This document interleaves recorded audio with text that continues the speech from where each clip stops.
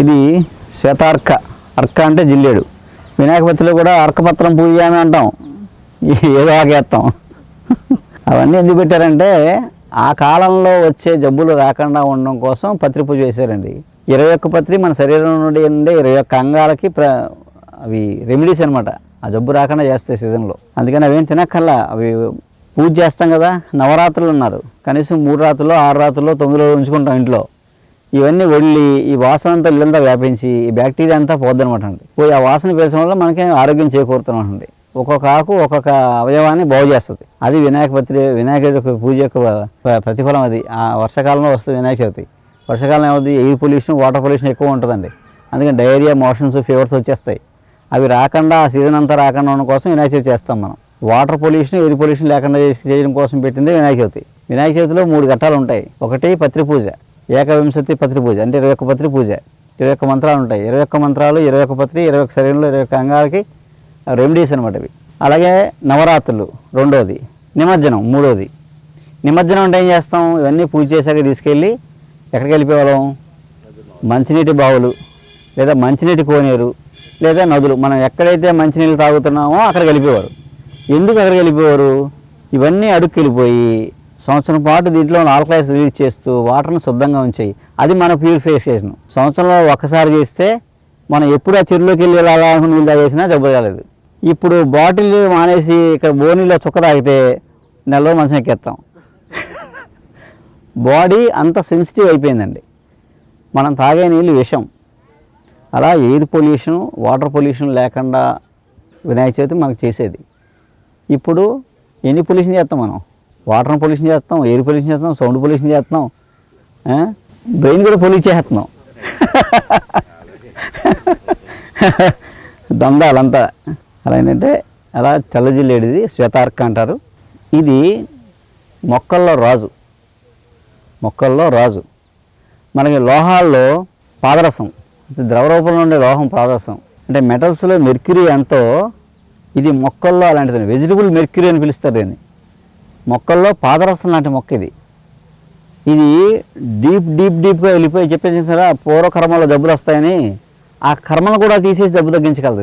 ఇది చిన్న ప్యూరిఫికేషన్స్ ఉంటాయి, వాడుకోవచ్చు, ఇబ్బంది లేదు. అందుకేంటంటే మన వాళ్ళు ఇలాంటివన్నింటినీ మనకు దగ్గరగా ఎందుకు పెట్టారంటే ఖచ్చితంగా మన పూజలోనూ మన సంస్కృతిలోనూ సాంప్రదాయంలో అలంకారంలోనూ పెట్టారు. అంటే ఏదైనా ఒక ప్రకృతి ఒక చెట్టు కానీ ఆకు కానీ పెట్టారంటే అది మనం రోజు వాడుకోమని, అవి సంవత్సరానికి ఒకసారైనా వాడమని పెట్టారు అనమాట. మనకు ఆరోగ్యం చేకూరుస్తాయని. ఒక్కో దేవుడికి ఒక్కో చెట్టు ఉంటుంది మనకి, అంతేనండి. ఒక్కో పూజకి ఒక్కో పత్రి ఉంటుంది, ఒక్కో పూజకి ఒక్కో పువ్వు ఉంటుంది, ఒక్కో పూజకి ఒక్కో ప్రసాదం ఉంటుంది, ఒక్కో పండగకి ఒక్కో ప్రసాదం ఉంటుంది. ఇవన్నీ ఏంటంటే ఆ సీజన్లో మనం అవి తినాలన్నమాట. తింటే ఆ జబ్బు రాకుండా సీజన్లో ఒకసారి తిన్నా చాలు, తినాలన్నమాట ఖచ్చితంగా. అలా ఏంటంటే ఈ జిల్లేడాకు మనకి రథసప్తమికి నెత్తిమి పెట్టుకొని జిల్లేడాకు రేగిపండు పెట్టుకుని వేడి నీళ్ళతో స్నానం చేయాలన్నమాట అండి. చేస్తే వేడికి అంతా కరిగి ఒళ్ళంతా పడతకొని చర్మవ్యాధులు ఆ సంవత్సరం రాకుండా ఉంటాయి. అలా ఎన్నో ఉపయోగాలు.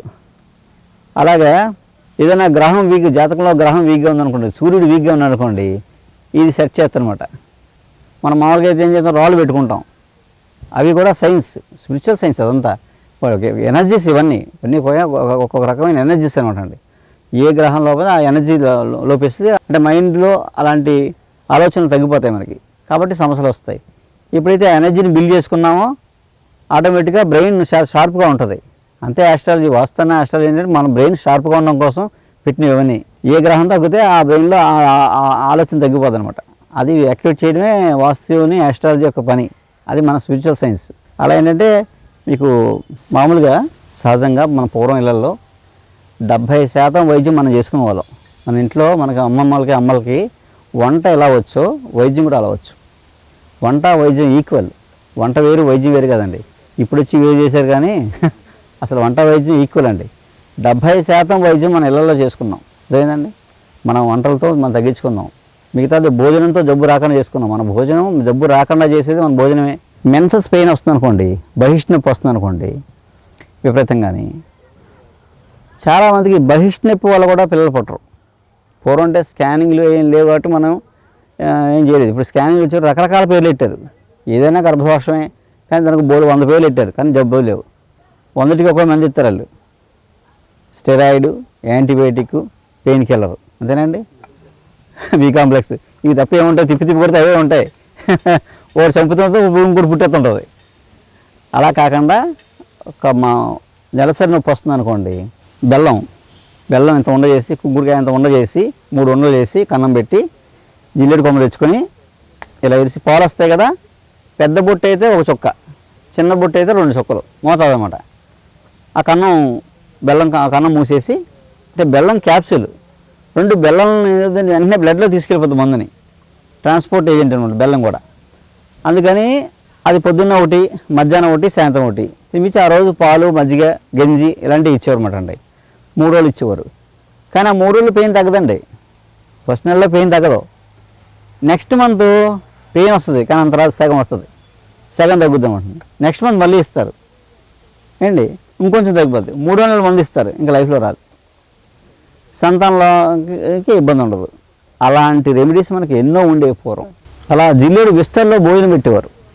బొల్లి లాంటివి ఉంటే నెలకొకసారి జిల్లేడు విస్తర కుట్టి అందులో అన్నం భోజనం చేయమనేవారంట. చేస్తే చర్మవ్యాధులు తగ్గి.